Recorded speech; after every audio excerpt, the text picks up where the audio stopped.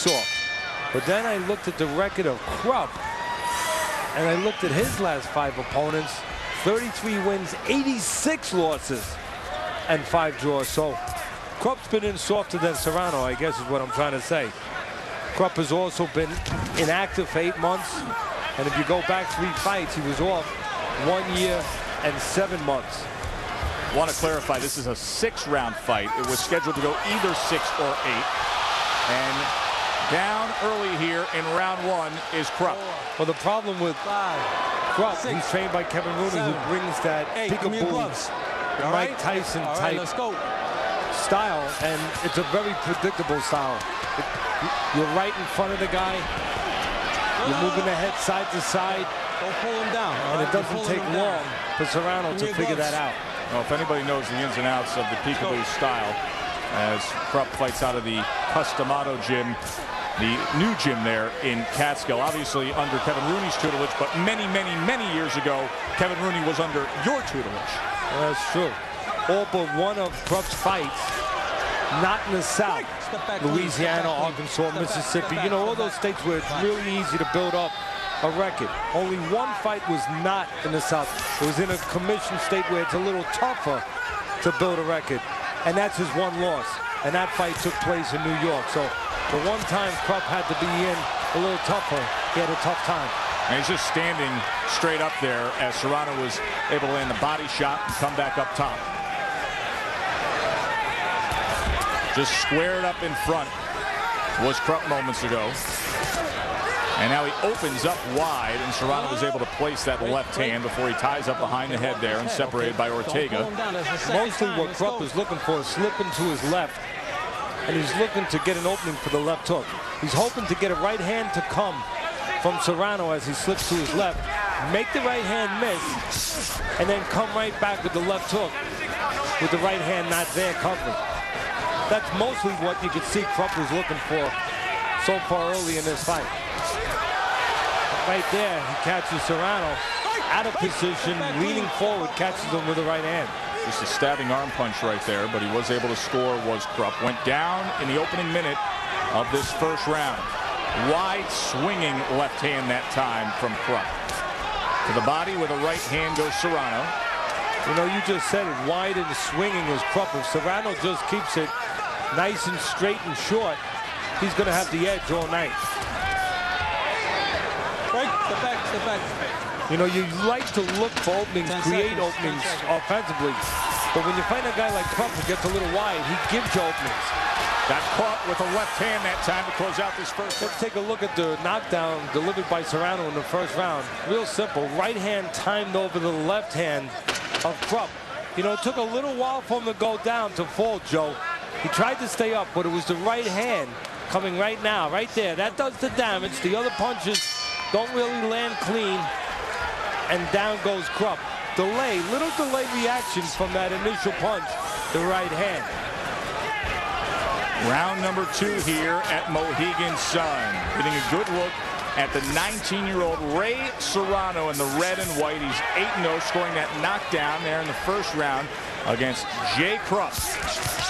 Delvin Rodriguez still to come in our main event, taking on Shimon Alvarez. And of course, Teddy had an interesting week visiting with Mike and Mike. We'll show you the highlights of Teddy's time with the boys and trying to coach up Greeny a little bit up in Bristol this week.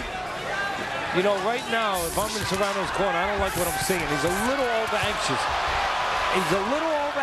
And he's getting himself into a shootout, and he looks like he has the better skills, and he's not using them. And I think the knockdown in the first round has hurt Serrano. I know that sounds crazy, but Bernard Hopkins, the champion in the studio, he understands what I'm saying, because a young fighter like Serrano, you know, he can be influenced in a bad way by that knockdown early on, because now he thinks he's just going to go out there, bomb away, and he's going to continue to get that, and you're not going to get that. You need to set it up. Oh, there was an example of it right there, right, Teddy? That free swinging left hand instead of being fundamentally sound? That's exactly right, Joe. And again, he may pull himself together, and Krupp may walk into a punch because Krupp is wide open himself. But Serrano looking for the big shot that he found in the first round instead of doing the fundamental things that you need to do to move forward in this business and to get the knockdowns and to get the production, the effectiveness in this business. And that's to use your jab. That's to make sure your range is right. That's to make sure your hands up. You're being responsible defensively, and Serrano needs to get back to that. Well, we'll visit with Bernard in action next round. We'll talk to Bernard about that. And again, you could see Serrano, he's got knockout in his mind, and sometimes when you have knockout on your mind, you can leave yourself vulnerable to getting caught. Because again, you're not doing fundamentally the things you need to do to keep the guy busy and to set up your shots.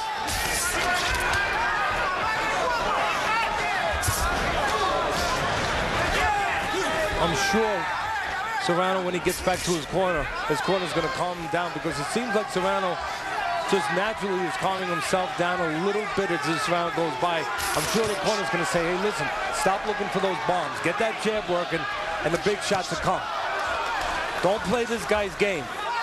You're really giving Krupp the only chance he has. Exactly. You're lowering yourself to his level. Wide sweeping left hand again. But so far entertaining. End of 2. There's a 19-year-old Philly guy, Ray Serrano, 9th fight of his career, 8-0 with 5 knockouts. Let's bring in our Philly guy, champion of the world, one of the all-time greats, Bernard Hopkins, one of our new ESPN boxing analysts. Bernard, moments ago, Teddy brought up a very interesting point. Serrano, so fundamentally sound early on, and he showed you great skills. Scored the knockdown in the first round, but then since then, he's been playing into Krupp with the reckless aggression, wide-open fighting. What do you make of it? Absolutely. I mean, he got the knockdown. Now he's chasing the knockdown. And, you know, he's making it hard for himself. He got to set it up. Got to set it up with the jab, work the body, and sort of con his opponent to going into that left hook again. Right now, he's trying too hard. He's leaving himself open, and he's fighting down to the standard of his opponent. So I think he should just, like, you know, work with the jab, set the punch up, and it'll come down the line. But right now, he's forcing it. And Teddy is right. He's forcing the left hand, and it might not get there tonight. Step back, step back. Bernard, have you ever gone through something similar? You know, you didn't have the benefit of an amateur background. You learned on-the-job training. But early in your career, did you ever have a fight where you knew you had to go in there, you've worked in the gym, you knew you had to go in there with your game plan and do the fundamental things, the jab, setting things up, going to the body, but all of a sudden you score a knockdown and you said, you know what, this is going to be easy? Well, yeah, Teddy, sometimes you're surprised you knock the guy down because you didn't expect the punch to land and knock the guy down, and then now the guy gets up. It changes the whole landscape of things. You got to now try to get him back down there, and hopefully he don't get up this time. So there's a lot of things, Teddy, going in the young fighter's head. And when I was coming up early in the pro ranks, you got to find a way to get back to, you know, what started that punch and what landed the best on your opponent. And once you do that and you become more a veteran as time go on, you learn now that, you know, you knock a guy down, you set it up again and knock him down again. So, you know, this is a young process. This is a young working process for this young fighter, but he has to get back to the basics and the jab and set the guy up. But we all go through that, I think, when we early in our career. Thanks, Bernard. Good to have you with us, Bernard. Bernard Hopkins throughout the night. Be with Brian Kenny in studio. And he will be ringside on our next Friday night fights with me, as we're going to do a little Freaky Friday. You guys are going to switch roles. Teddy, you're going to be in studio with Brian Kenny, and Bernard will be calling Friday night fights ringside from Laredo, Texas, when we will see U.S. Olympian Demetrius Andrade again. He'll open up that, as he did tonight, with a first-round TKO. And Michael Ortega trying to get control